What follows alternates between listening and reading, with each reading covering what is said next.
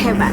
Kali ini, Ibu Bapak akan melihat sebuah contoh situasi pembelajaran bersama Ibu Derana, guru biologi SMA kelas 10.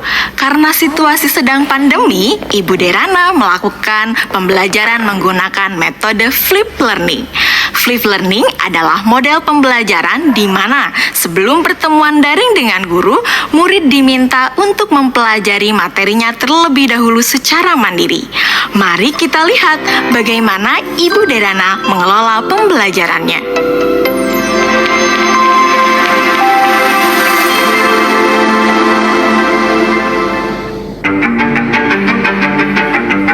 Sebelum mengajar, beberapa hari sebelumnya, Ibu Derana tentu melakukan persiapan terlebih dahulu. Dalam tahap ini, Ibu Derana benar-benar memastikan bahwa ia memahami tujuan pembelajaran yang ia ingin murid-muridnya capai.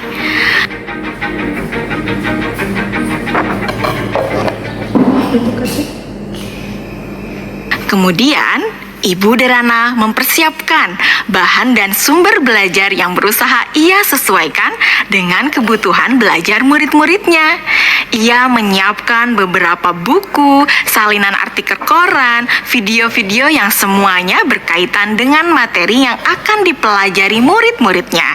Semua bahan belajar tersebut ia letakkan di Google Drive dan nantinya akan dapat diakses oleh murid-muridnya melalui Google Classroom. Ibu Derana lalu mengkomunikasikan kepada murid-murid melalui WhatsApp Group untuk mengingatkan mereka mengakses Google Classroom mereka. Tahapan ini dilakukan sebelum Ibu Derana bertemu dengan murid-murid di Google Meet. Beberapa hari setelahnya, sesuai dengan jadwal, Bu Derana melakukan pertemuan secara sinkron dengan murid-murid melalui Google Meet. Selamat pagi anak-anak. Oke, senang sekali ya kita sudah bisa bertemu kembali pada sesi sinkron hari ini. Sebelumnya, Ibu mau terima kasih ya sama kalian karena kalian sudah belajar secara mandiri dari rumah melalui materi yang Ibu masukkan di Google Classroom. Nah, kalian sudah mempelajari semua yang ada di Google Classroom? Sudah. Oke. Jadi anak-anak, pada pertemuan sinkron hari ini, kita akan mempelajari lebih dalam lagi mengenai keanekaragaman hayati. Ibu akan sharing beberapa pelajarannya ke kalian ya.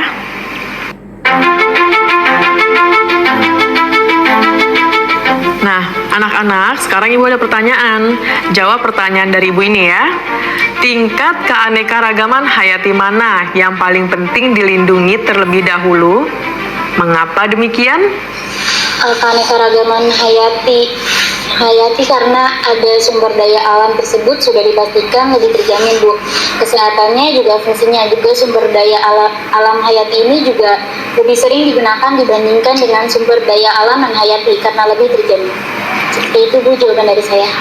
Oke, jawabannya bagus sekali itu ya. Itu lengkap banget jawabannya. Yang lain sudah mendengarkan dan sudah memahami apa jawaban dari Dwi Melati? Sudah, Bu. Oke, sekarang kita lanjut ke pertanyaan selanjutnya ya anak-anak ya. Kapan terancamnya keanekaragaman hayati ekosistem dapat mengancam keanekaragaman hayati spesies dan genetis? Dan kenapa jawabannya seperti itu? Kalian bisa menjawab pertanyaannya melalui kolom chat ya.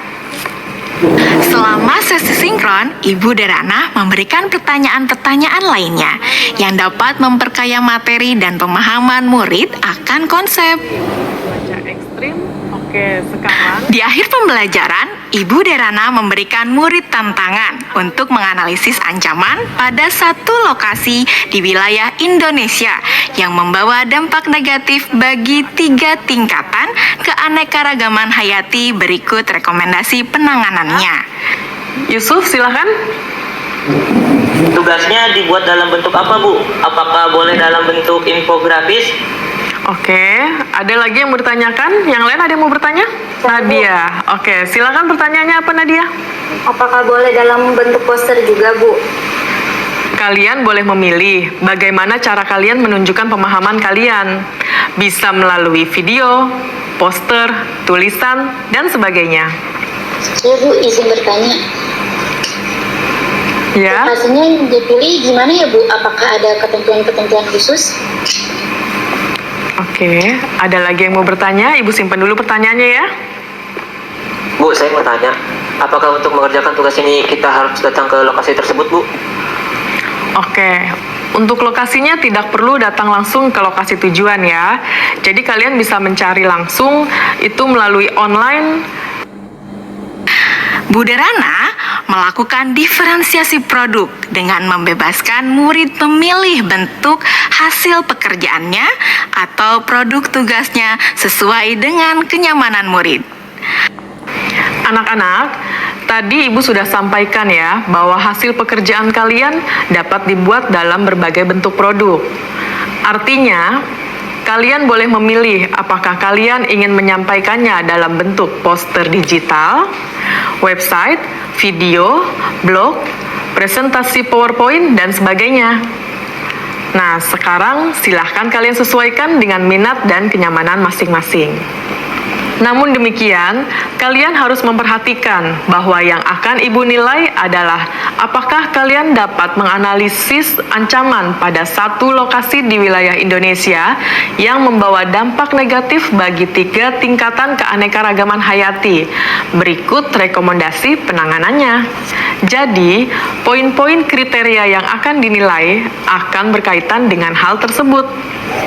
Nah, agar kalian bisa memahami dengan jelas tentang kriteria penilaiannya, mari kita diskusikan kriteria penilaian tersebut bersama-sama ya. Bagaimana?